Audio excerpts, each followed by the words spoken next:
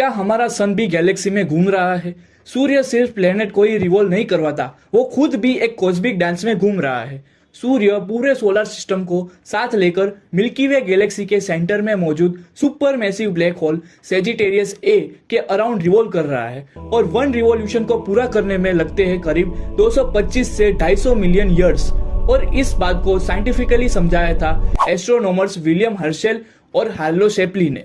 लेकिन अब आता है शॉकिंग पार्ट। हमारे हिंदू टेक्स्ट सूर्य सिद्धांत में सूर्य को मूविंग सेलेस्टियल बॉडी कहा गया है और विष्णु पुराण में पूरे सेलेस्टियल सिस्टम की रोटेशन का वर्णन मिलता है।